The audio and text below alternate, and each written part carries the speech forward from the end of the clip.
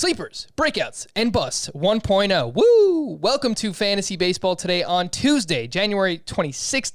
Frank Stanfield joined by Scott White and Chris Towers. As always, before we get into all of that, all the fun stuff throughout the podcast, why am I wearing a Kobe Bryant jersey while hosting a Fantasy Baseball podcast, huh? You might ask yourself if you're watching us on YouTube. Well, he is my favorite athlete of all time. And of course, today is the 1-year anniversary of the passing of not only Kobe Bryant, but his daughter and the rest of the victims involved in that helicopter crash that day.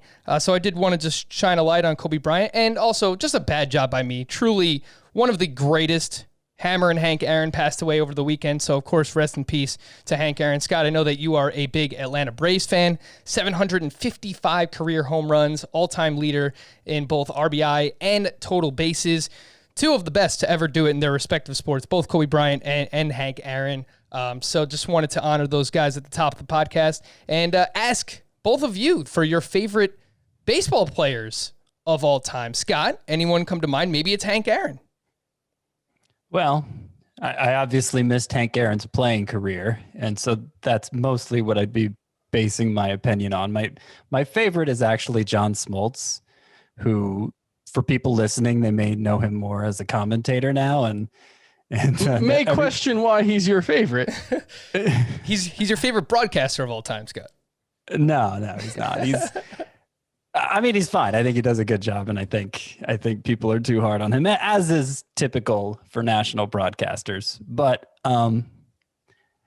yeah, he was just so intense when he played, so intense, and such a big game pitcher, and really the only one of the big Braves pitchers from the '90s that was a strikeout pitcher, and that was always more fun to watch. It's probably a big reason why he seemed to step up in the big moments, just by preventing contact. So he was my favorite. I also have a soft spot for Ryan Klesko, who I loved Ryan Klesko. Yeah.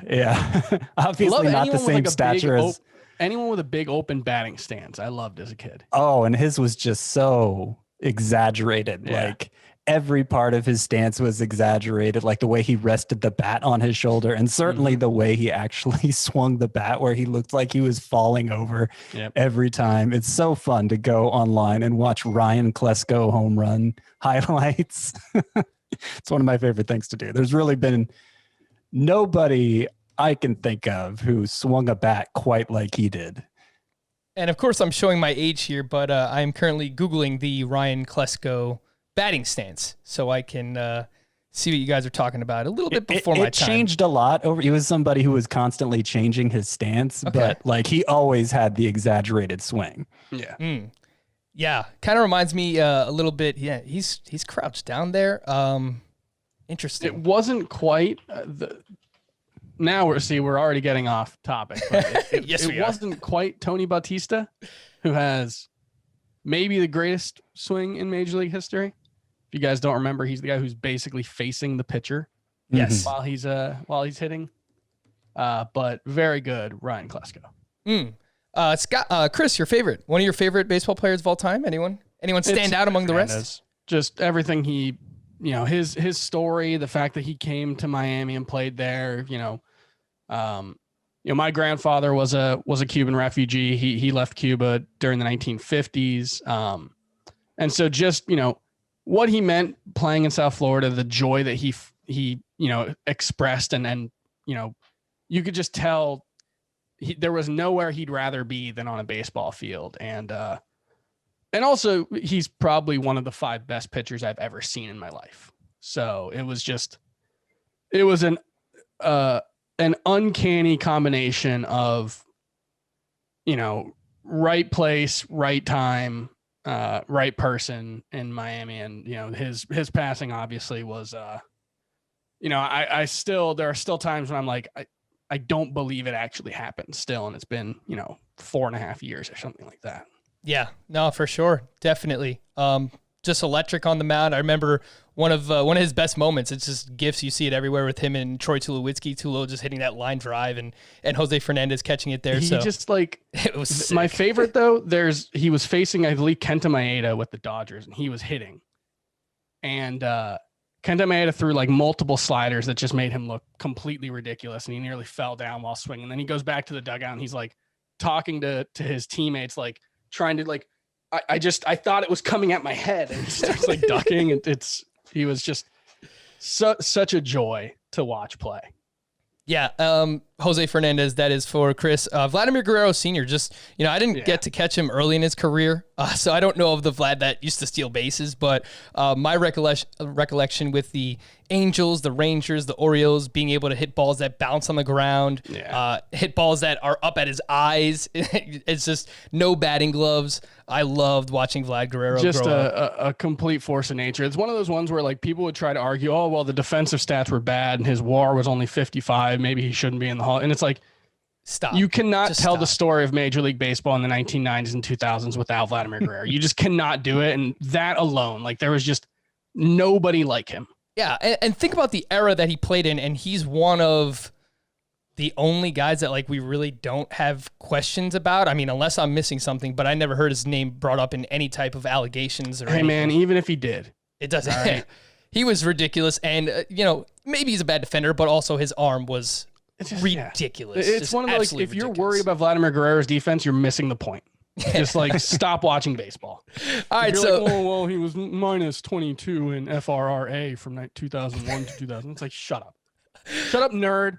I love that you're playing on the field, not the spreadsheet. Wow, I love that you're quoting something that could wind up being an argument that you would use against someone else on a different day. Maybe like Derek Jeter. Yes. It's fine to make that argument against Derek Jeter.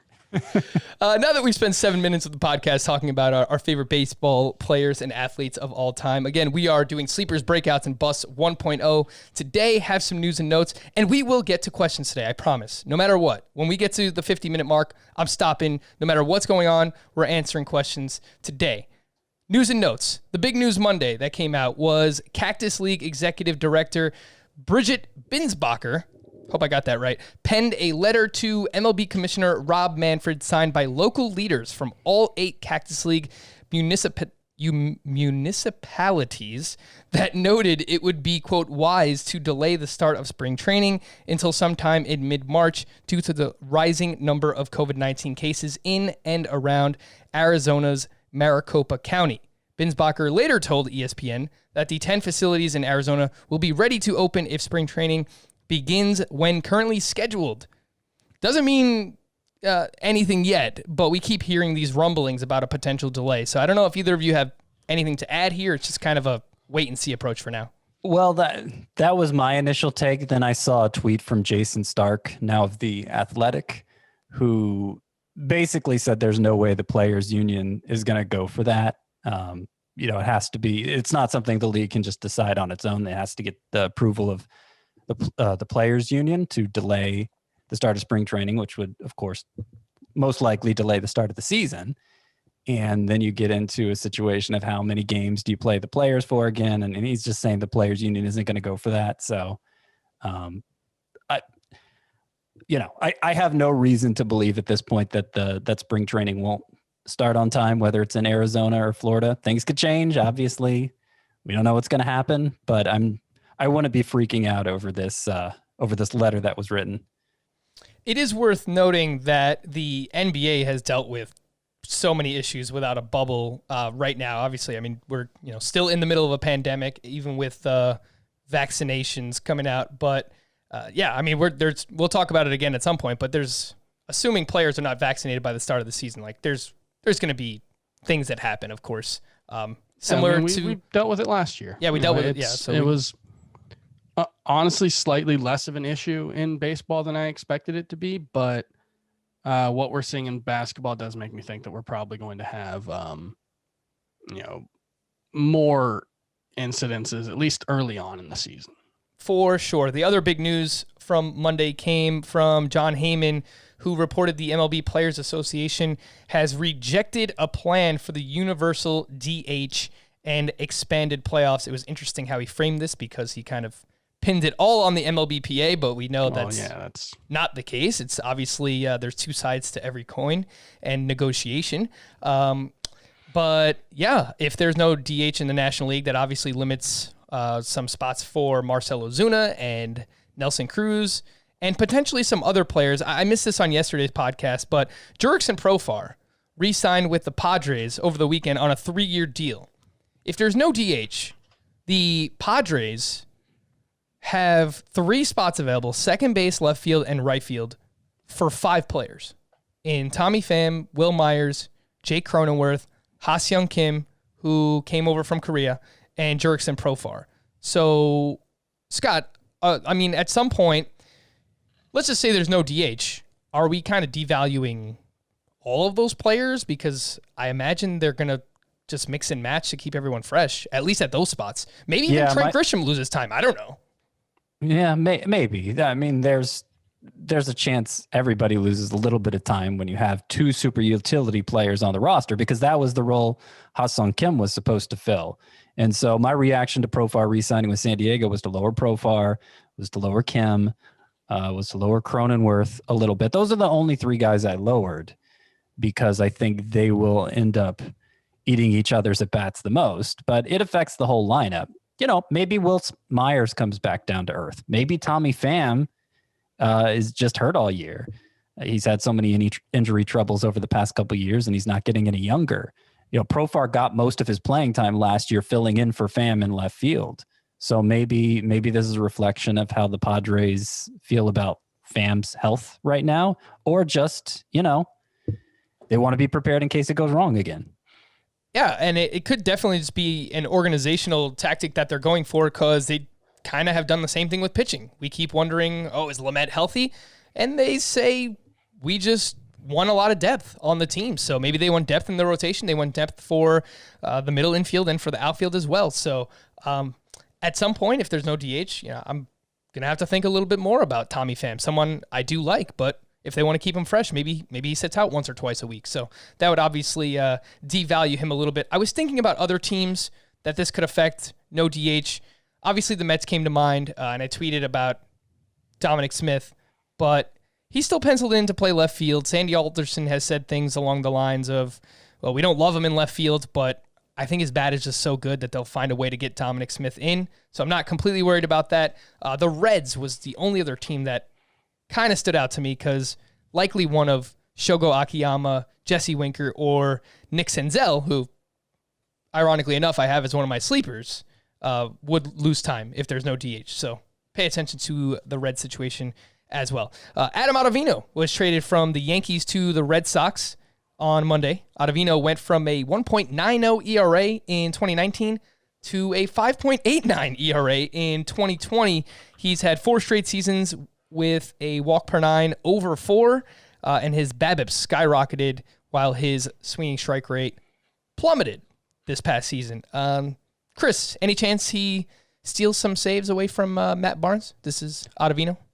Yeah, I mean, if you're worried about the walk rate for Adam Ottavino, then it's kind of worth noting that Matt Barnes has had his own issues with walks in the past, and so I think there's a decent chance Adam Ottavino gets a chance to be the closer for the Red Sox at some point. I would bet on it. Partially that's because he's really good, and partially that's because, Matt Barnes is okay. Sometimes not particularly okay. Sometimes he looks really, really good. And also he's a closer. And so you should bet, if any given closer, you probably won't lose money betting that someone else will be getting saves for some amount of time for that team in any given year. Yeah, and I believe I've seen somewhere that Alex Cora has been kind of non-committal on Matt Barnes. Like, yeah, he's the guy because they just don't really have anybody else right now. But I believe it was 2019 where Barnes was expected to start as a closer, and he lost it to like Ryan Brazier, and then it was Brandon Workman towards the end of that season. So whatever, Matt Barnes. Yeah, Matt Barnes had a 4.30 ERA last year and a 4.84 FIP.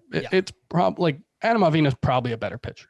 Yeah, the 5.89 ERA for Ottavino doesn't tell the entire story. 3.78 xFIP, 3.62 Sierra. So I think there's still something left there with Ottavino. So monitor that for the Red Sox closer situation. That'll do it with news and notes. I do want to quickly plug a few things. We've reached that point of the year where there is a lot of sports going on at once. NBA college hoops, hockey. Hockey doesn't. Do you guys watch hockey? I don't know. Never. It's the only sport that I can't really get into because I didn't play it growing up. I'm not completely against it, but there's hockey. There's hockey as well. Of course, not to mention the NFL playoffs and golf going on, which is why we wanted to tell you about the CBS Sports app and how it's not just the best scoring app for your phone, but it's also where you get breaking news alerts, stories by all of our CBS Sports writers, including all of us here, so you can read our sleepers, breakouts, and busts 1.0 articles on this app as well. Their standings, schedules, team pages, and all the sportsy digital stuff that you are used to. And of course, if there is a game airing on CBS, that means it's streaming on the CBS Sports app. Easy, right? Download it, re-download it if you've got that little cloud logo next to it on your phone. And you know we love those 5-star ratings, so don't hesitate to drop one for the app. If you do, tweet us a screenshot along with a mailbag question for us to use on an upcoming episode of Fantasy Baseball Today. Thanks, as always, for your support. And if you want all of just our content, just the fantasy baseball content, delivered right to your inbox, free of cost, sign up for the Fantasy Baseball Today newsletter. Actually, by the time you're hearing this, you might just have one in your inbox. See if I can get that tonight. We're recording late at night, but if I can get to one, I get around to one, you will have a newsletter in your inbox with our first rounds of sleepers, breakouts, and busts. And you can sign up for the newsletter, all of our newsletters at CBS, at cbssports.com/newsletters. Chris does great work with the Fantasy Football Today newsletter as well. Sleepers, I agree. You should. Sleepers, breakouts, and busts 1.0. It's worth noting that we will do extensive podcasts for each of these as we ramp up, but we wanted to wet your whistle a little bit, let you know some of the players that we've got on our radar thus far. Wet your whistle. Wet the whistle. Wet whistle. it. Yeah. Yeah. I like that expression. I'm glad you used it. I think recently I said whet your appetite. I don't think that's right. No, it is, but it's a different. I believe that one is WHET. Oh, and wet your whistle isn't? I don't think so. What is I've wet? always 'Cause thought I it was was- saying wet, like I've always thought it was like wetting, like because it's like drinking is like usually how it's. That's what I There goes think. the microphone again. so. Wet with WHET means sharpen the blade of, Sharpen one's desire for. or that. Yeah. Yeah, so So I that don't think wet your whistle. I believe wet your whistle is just wet your whistle, Okay. like drink a thing, because Okay. you know so either when one you're trying works. to whistle, if it's dry, you don't get the, you know. Well, does whistle Oh, so refer to a sound somebody makes with their mouth in that case, or does it refer to the mouth itself? I guess either way, you could just be wetting it, right? Your mouth is your whistle instrument. Okay. Oh man, we are not even the 20 whistle minutes machine. in, and we've had some great little rants already. All right, before we get into the actual players, Scott, what is the difference between a sleeper and a breakout? Well, I think so. A sleeper is just any player who's not getting enough love in drafts. I think that's the simplest way to put it. Undervalued. Make sense? Yeah. Yeah. Scott did not want to say yes. He's like, no. Well, because I think Underappreciated, underrespected, underloved. but not undervalued. undervalued. Well, no, I think you could describe it as undervalued. Thank you, Scott. I think you could. I don't know why I'm being so harsh with that. Never mind. I won't get into that. A breakout often includes sleepers as well. Like most breakouts, you could probably call sleepers as well because they're, you're highlighting that they have the potential to be better than what they're being drafted as. But it's hard to call some breakouts a sleeper because nobody's really sleeping on them, or you couldn't really call a sleeper a breakout who's you're basically saying is going to get back to the level he already reached before. Like a breakout also implies that they haven't done this thing that they're about to do before. I will disagree there. Okay. I think it's just reach a new level, regardless of if they've been there before. And I will always remember 2017 when Giancarlo Stanton hit 58 home runs. Here we go. I wanted to make him my breakout. And everyone's like, you can't make him a breakout. He's already broken out. I thought you wanted to make him a sleeper. Either way, he would have been both, but I think it was breakout. Since when do you follow rules, Chris? Like, why did it? Well, not anymore. Yeah, not anymore. Although I guess now I have to. I'm no longer the boss. So if RJ does want to make some rules, I guess I do have to follow them. All right. But until he sets those rules. I'm making a rule right now, Chris, and that is you have to give me one of your sleepers. Do you have like a groaning or booing sound effect? Is it Giancarlo Stanton? Giancarlo Stanton. No, don't do it. Sleeper, Giancarlo Stanton. Oh, wait. And my sleepers I don't have it, but Chris, I do have this. Giancarlo. No si può stopparlo. So bad. And my sleeper picks are kind of all in that same vein of, guys who have been established, but I think are being undervalued coming into the season. And, the thing about Giancarlo Stanton, we've talked about it several times before, and Scott feel free to doze off. Scott is so annoyed right now. He led the majors in batted ball. Why? Were you going to say Giancarlo Stanton? No. Oh, okay. I just don't think anybody needs to hear that you like Giancarlo Stanton ever again. But it's not just that I like him. It's not. I'm not some fanboy. I'm not rocking a jersey. Okay. He led the majors in batted balls over 115 miles per hour. From 2015 through 2019, he had more than twice as many batted balls over 115 miles an hour as the number 2 guy, which is all to say there's been no signs of decline in his game. Yes, he can strike. He'll strike out. And you can point to, he's got a swinging strike rate of X%, but that's always who he's been. And when you're talking about changing your viewpoint on a player, I want to know if I've learned something new about them. And in Giancarlo Stanton's case, we didn't learn anything new about him in 2020. We didn't learn anything new about him in 2019. When he played, he was still good. He still hit the ball incredibly hard, harder than anyone in baseball. It's just he hasn't played much. But when you're talking about an ADP of 115 or 121.06 in NFC drafts right now, that screams undervalued. That screams people sleeping on him. If he plays 150 games, he's probably going to be a top 30 player. I think it's just about guaranteed. And at this point, it's just you're discounting him for the injuries and for something else. And I don't think that makes sense. Yeah, and Chris and we butt heads last year over Giancarlo Stanton. And that's when his ADP was... It was in like the 70 range, I think. It was, everybody butted heads with Chris over Giancarlo Stanton last year. And I was right. It was 63. His ADP was 63, according to the NFBC from last year. Now he's going past pick 100. He played a higher percentage of his games in 2020 versus 2019, and his ADP dropped 40 spots. So I don't really understand that. And I can actually get behind this, Chris. I think that he is undervalued. And it's kind of a similar situation to Carlos Correa, who I also was not on last year. He is one of my sleepers because I think that he is undervalued. In OPS over 900 in 2 of his last 4 seasons, has proved that he can be an elite player entering a contract year.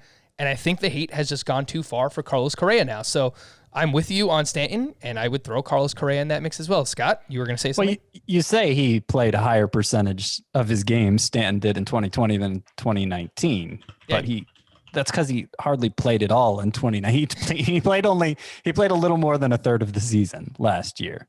Yeah. Now he was around for the whole postseason, and between the regular season and postseason, I think it was 11 home runs. 30 games and 10 home runs in 30 games.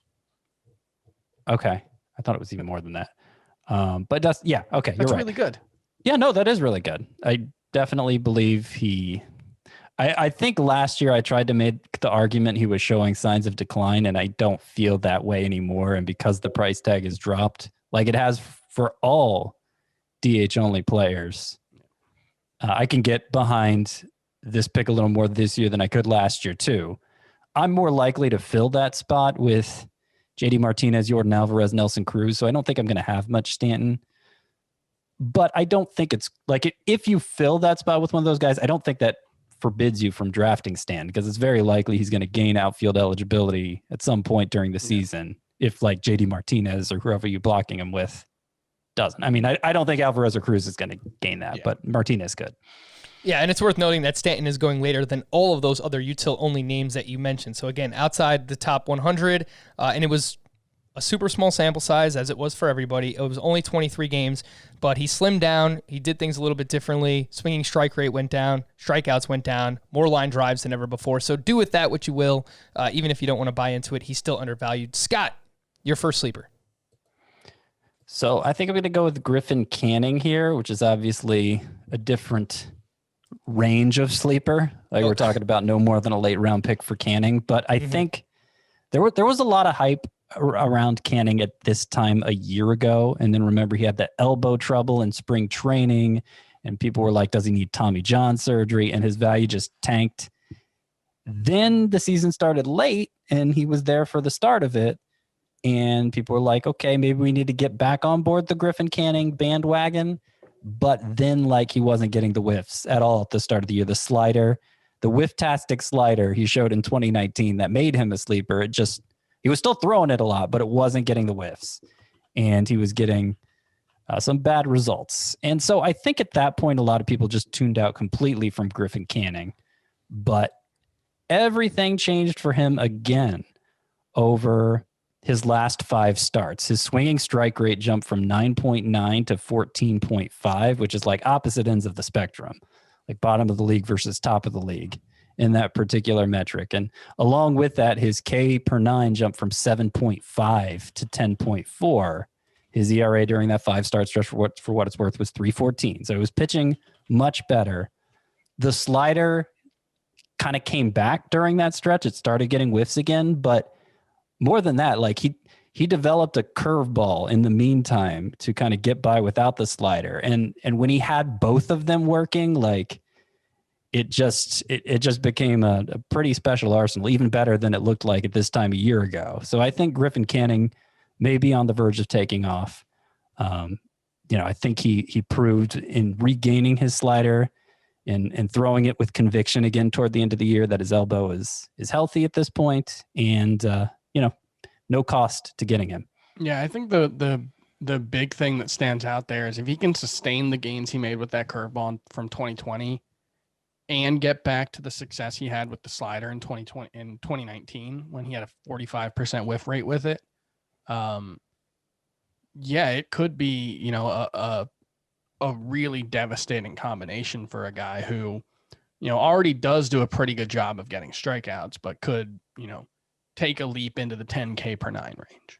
Yeah, and he had some prospect pedigree. I remember 2 years ago when he got called up, people were making a big deal about him, and rightfully so. The Angels need him to be good. I mean, they're bargain basement hunting, if that's a thing, for pitchers again. They signed Jose Quintana. They have not signed Trevor Bauer yet, which I think would probably be a great fit for them, but they're going to need Griffin Canning to be really good.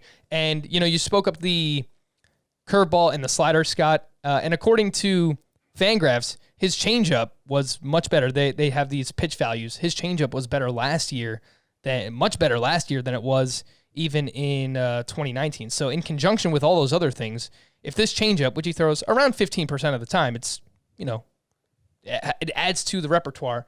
We're talking about potentially 4 pitches for Griffin Canning. So yeah, I definitely think a name to watch. The ADP for Canning is 266.5 over on Fantasy Pros. So basically free, one of your last round picks. And I'm going down that route as well, Scott, with one of my sleepers here. I am going with Nasty Nate Eovaldi.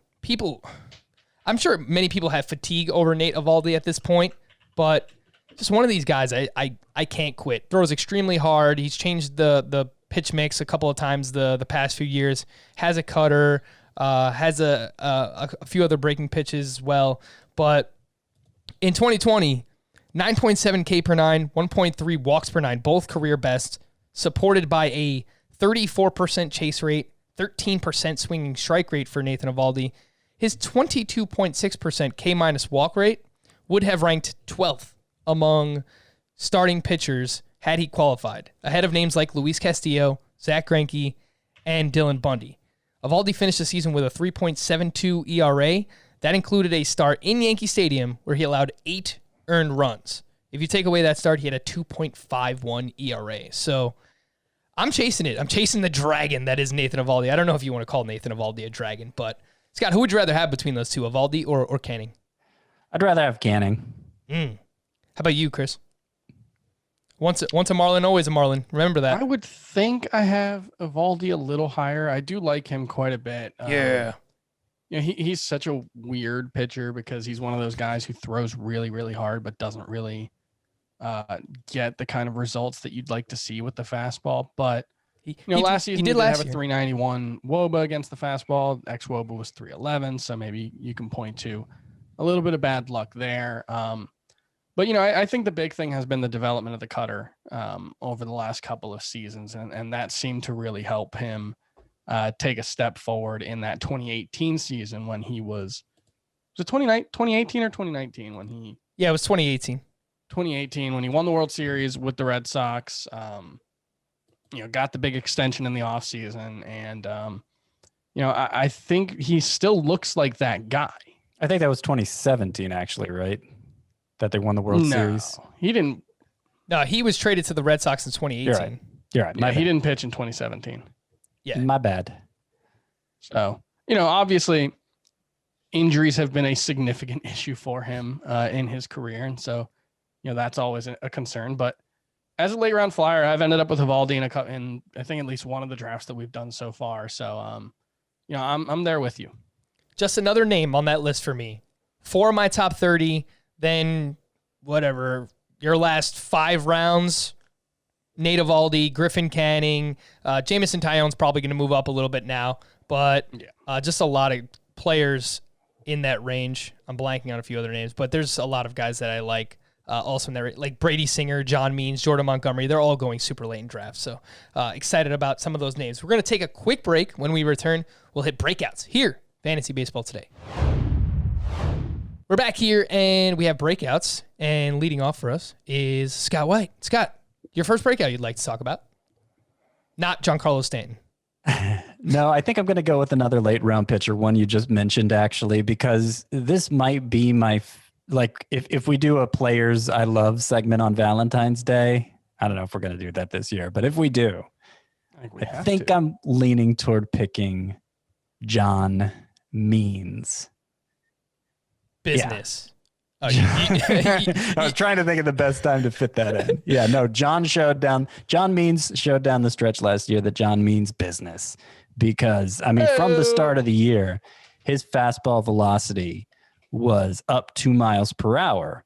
But, it was easy enough to ignore because he was pitching like crap. He had an 8.10 ERA over his, how many starts was it? Yeah, he was pitching awful at the start of the year. But then, suddenly it kicked in. His final 4 starts, his swinging strike rate went from... Actually, it was his final... Yeah, sorry. I'm getting mixed up in my numbers here. So, okay, it was the first 6 starts where he had an 8.10 ERA, and he had an 8.7 swinging strike rate during that stretch. And then over his final 4 starts, it became a 15.7% swinging strike rate, which is like Garrett Cole territory. And he was just unbelievable. His K per 9 went from 5.4 in the first 6 to 11.4 in the final 4. His ERA went from 8.10 to 1.52. And it's just like he figured out how to make that velocity work for him. His changeup was this great swing and miss pitch. He's always had fantastic control like that. When John Means has been successful in the past, it was mostly on the strength of that, on the strength of his control. And he wasn't much of a bat misser at all. But he showed this never before seen upside with the strikeouts that I don't know. I'm thinking remember when Eric Bedard just became this crazy strikeout pitcher? You probably don't, Frank, but a lot of people listening might remember that. And I feel like I could see John Means going down the same path, except with this excellent control too. And I don't know. I think for the price, I'm willing to bank on him making a big splash this year. Yeah, I'm big on John Means as well. You can go back and listen on demand. We had Alex Fast here on the podcast, does great work over at Pitcher List. He's been on MLB Network, a few other places as well, ESPN, and he's an Orioles fan, so he follows them very closely. And he told us that either right before the season started or as the season started, John Means' father passed away, and that can be a very easy reason for why he got off to such a slow start. We have to remember baseball players are human as well. But yeah, final 4 starts really flashed some of that upside for Means. He had 30 strikeouts to just 3 walks during that span. So, and against the Mets at Citi Field, at Yankee Stadium, against the Tampa Bay Rays at home, and then in Buffalo, which was a hitter's haven against the Blue Jays. So these weren't just gimmies. He was pitching in tough venues against really good lineups, and the fastball velocity was also up 2 ticks last year, up to 93.8 miles per hour. So a lot to like about John Means. I personally would take him over both Eovaldi and Griffin Canning. Some people might be worried about, pitching in the AL East, which makes sense, but if he's this good, I don't think it really matters where he pitches. Chris, a breakout, unless you have anything you want to add on Means. I will just make a quick little math joke and say he is an exceptionally accurately named player. Mean also means average. Oh yeah, so in math speak. That's what I thought you were going for. So there you go. So he's an average pitcher. pitcher. That is my contribution. So he's not very good. I don't like. A recurring theme for me is going to be don't overreact to 2020. And that's especially true when we're talking about small samples of the small sample. And in his case, I just think you look at the track record. He's got a 3.97 ERA and 202 innings, and that's with a 252 BABIP. And he wasn't exactly a guy in his minor career who consistently ran super low BABIPs. So yeah, I'm not sure that's in his skill set. To be fair, if a pitcher like Means ended a full length season with 4 starts, that overwhelming, accompanying a velocity spike, I'd probably still be talking about. He'd be Joe Musgrove.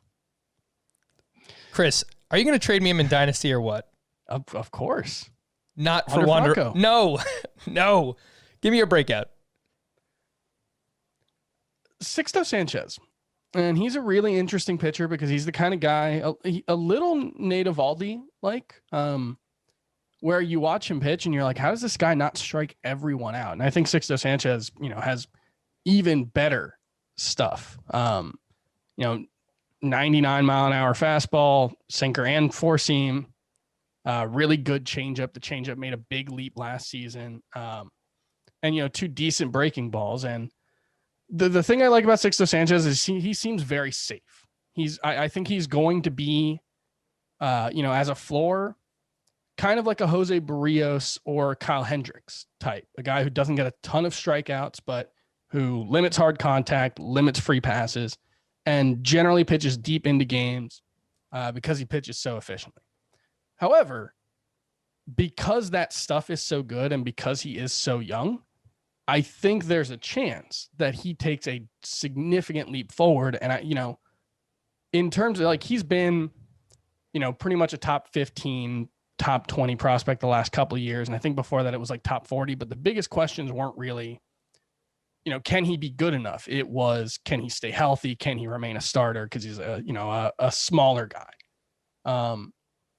But I think, what he showed last season, pitching so efficiently, pitching so effectively, I really think there's a chance that he takes a leap and, I think he could be a top 15 starter. He doesn't have to be, an 11K per 9 guy to be that kind of starting pitcher either because of the contact suppression and because of the control. I think he could be someone who walks or strikes out a batter per 9, but pitches so efficiently otherwise that he's one of the best pitchers in baseball.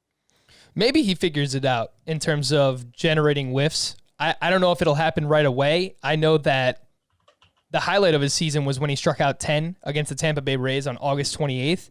And then over his final 5 starts, his K per 9 was just 6.3. So I don't know if that's a sign of things to come or not, but I know that his strikeout rate was just kind of pedestrian in the minors. Chris, yeah. I wanted to ask where he ranks among other youngsters, I'll call them, that are kind of going in the same range. For example, Ian Anderson is going about 20 picks higher in ADP.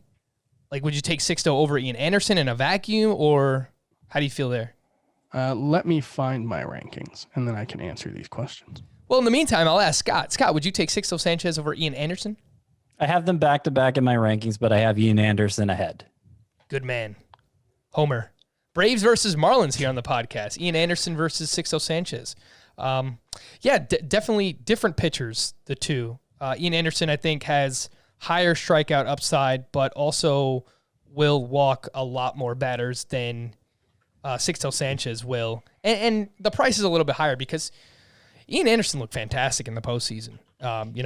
First time he's been there, biggest stage, going up against, I think he faced, the Dodgers a few times, and he looked the part. So I would take Ian Anderson over Sixto as well. Chris, did you find those yet?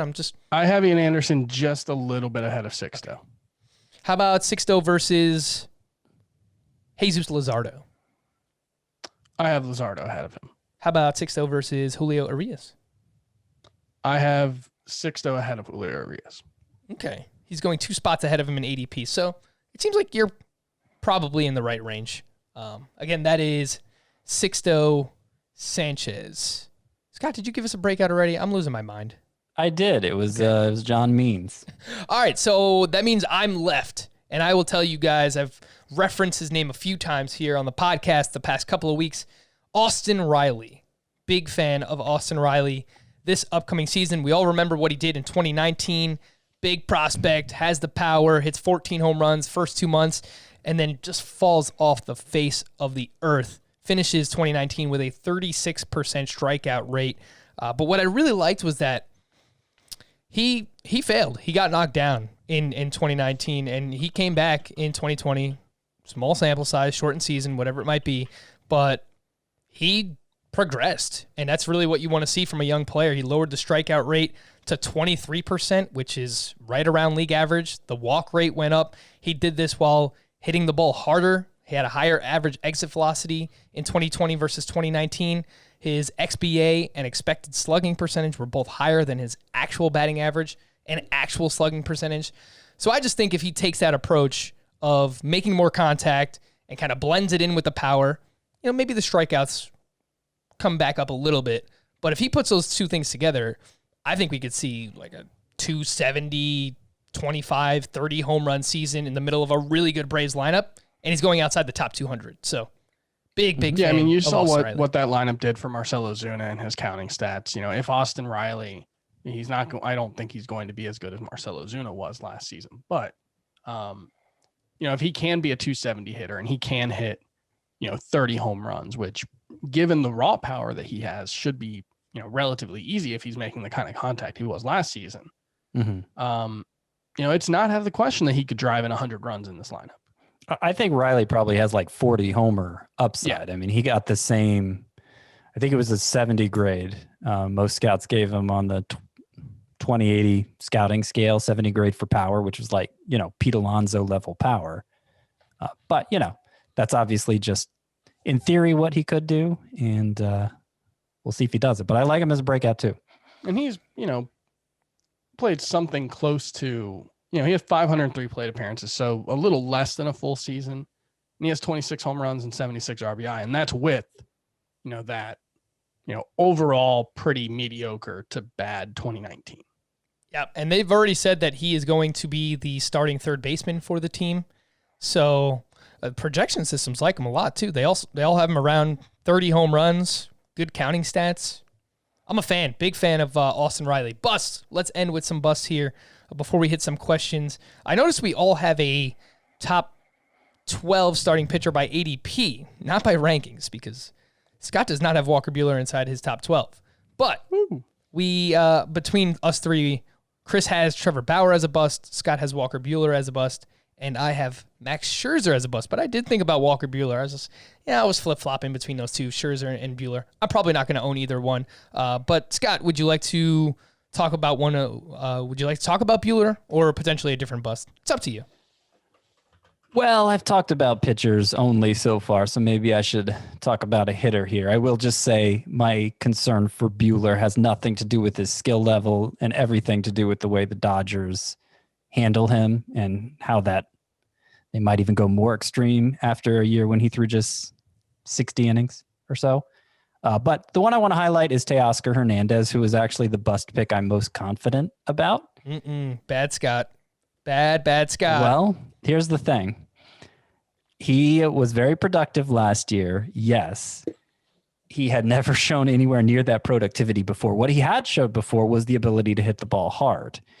It went to another level last year, which is what allowed for him to be so productive, but it went to a level that is kind of difficult to believe. It looked like just a hotter version of Teoscar Hernandez, basically, which isn't so hard to conceive considering he played only about 50 games. I mean, he could just be really hot for that stretch of time. Mm-hmm.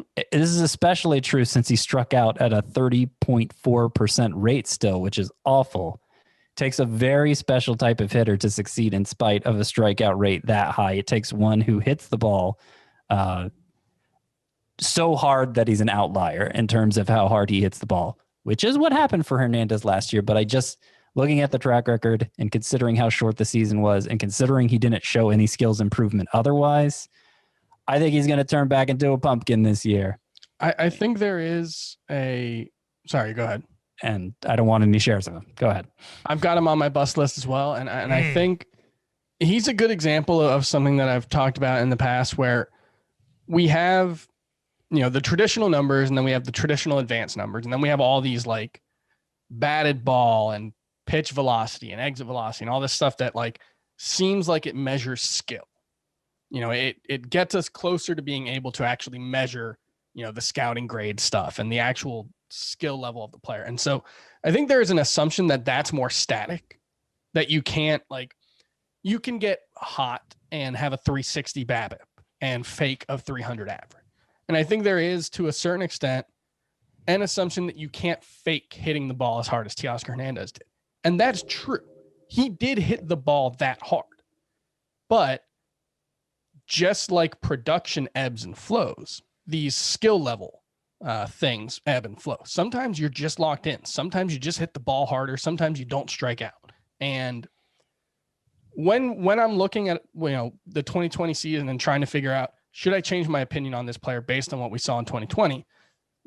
Like I said with Giancarlo Stanton, it's, did we learn something new about this person? And in Teoscar Hernandez's case, we didn't really. We knew he was super athletic. We knew he could hit the ball hard.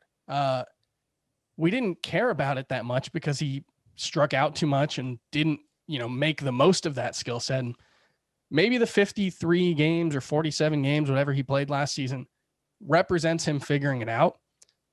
But, his ADP is close to 100. I believe, and 72. In that range, we're 72.7, Chris. Yeah, way more than 100. Yeah, like that. You're paying for, like, this is who he is now. Mm-hmm. Like he's a 280-ish hitter with 25 home runs and 12 stolen, and like. Well, no, you're paying more for like 35 right. home runs, probably. Yeah, and he could be that. He certainly has the skill is there, but the larger sample size of his career tells us that he just got hot. And I think this is one of those cases where we're kind of missing the forest for the trees as a, fantasy community. Fantasy philosopher. That's Chris with the great sayings as always. But, man, I'm torn on Teoscar Hernandez. I'm kind of on the fence here, but I'm leaning more with you guys that it's a big price tag to pay at that current ADP. I don't really think that there's that much of a difference between him and his teammate Lourdes Gurriel, and Gurriel's going 23 picks later on average. So you can get him 2 rounds later, and I think that he's proven it's not really a fluke at this point. Like, Lourdes Gurriel is just a really, really good player. He doesn't hit the ball as hard. He's not as flashy, but he's going to hit in the middle of the lineup, and he makes more contact than Teoscar. So that's my take for today. I will, in a vacuum, I will take Lourdes Gurriel over Teoscar Hernandez in 2021. Chris, quickly, a minute or less. Give me one of your busts. Trevor Bauer. I'll quote my guy. I tried Obi-Wan this. Kenobi. I tried this, Chris. Captured. What are we doing? How did this happen? We're smarter than this. We've done this before with Trevor Bauer. And yes, he was really good in 2018. Yes, he was really good in 2020. That's 2 of the last 3 seasons. But there was a little bit of luck involved in 2020, which will happen when you have a 1.73 ERA. But his peripheral suggested more like a low to mid 3s ERA. Obviously, we know he's combustible. I think he's actually someone with a really high floor. I think there's very little chance that Trevor Bauer goes out there in 2021 and is a complete bust, just doesn't give you any value. And so that makes him at the starting pitcher position a relative rarity, but we're drafting him as a top 4 starting pitcher based on, like we've done this before. Based on spin saw rate. him bust out in 2019. I think he's capable of this, but we're drafting him at, basically at his ceiling now. It's based on spin rate, Chris. That's ultimately when you dive into the numbers and you try to figure out what changed for Trevor Bauer year over year that made him so good. He led all of baseball with spin rate on his fastball. This was a fastball that had a 151 batting average against, a 185 BABIP, and a 542 OPS. Yeah, it was great. Yeah, his BABIP overall was 215. It was 294 for his career.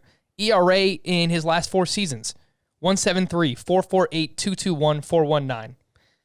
Maybe he's just this good and he's this awesome and he's going to make me look foolish again. I will say, if he goes to a team that lets him pitch every 4th day, he's probably the number 1 pitcher in fantasy. I mean, if especially in a head-to-head points league, like if he actually does try to pitch every 4th day and doesn't get hurt, he's going to run away with the best starting pitcher, number 1 starting pitcher, even if he has like a 3.8 ERA.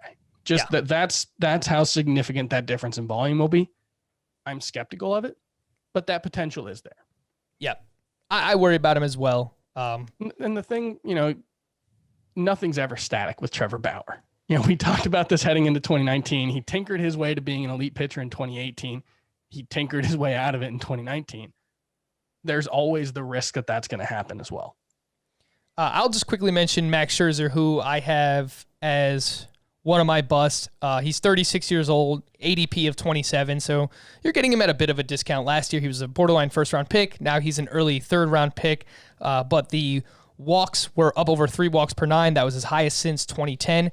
The swinging strike rate, still really, really good for him and higher than league average, 14.7%, but that was his lowest percentage since 2014. He has the neck and the back injuries in the past as well for Scherzer. So I'm worried about all 3 of those pitchers that I mentioned. Bauer for Chris has him as a bust. Scott has Buehler and Scherzer. So within the first 2 or 3 rounds, you're looking for pitchers to avoid.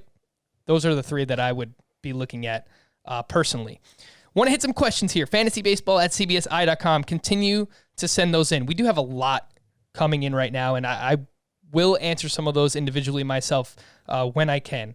But it's also, when you're sending in keeper questions or dynasty questions, just try and limit it to like whoever you're actually thinking about keeping, and like try not to send your entire team, just because it's more likely for me to choose that question to put on the podcast if there's less names. I'm just being completely honest. So continue to send those emails in. Just be cognizant of that. This one's from Tyler. 12-team Roto League, $100 salary cap draft. Not an auction anymore. Get to keep up to 3 players. Lineup has 4 outfielders, a corner and middle infielder, 5 starting pitchers, and 3 relief pitchers. Only 1 bench spot. Interesting. Corbin Burns for $4. Max Fried, $6. Kenta Maeda, $4. Jesus Luzardo, $8. Brendan Lau, $2. Corey Seager, $8. Dansby Swanson, $2. So out of these 7 names, you have to keep 3. Scott? Corey Seager, Kenta Maeda, and man, that 1 bench spot makes things weird. I think one of the pitchers, but who's liable? They're all going to have workload issues. So I'll just say Corbin Burns because that's the one I rank the highest. So Corey Seager, Kenta Maeda, Corbin Burns.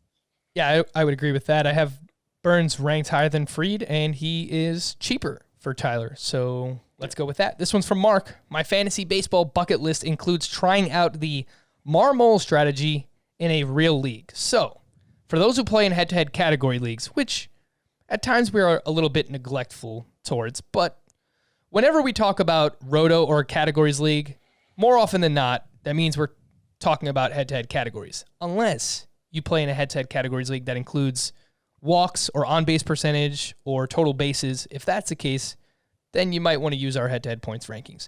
But the Marmol strategy is in a head-to-head category league with either no weekly innings minimum or a low one.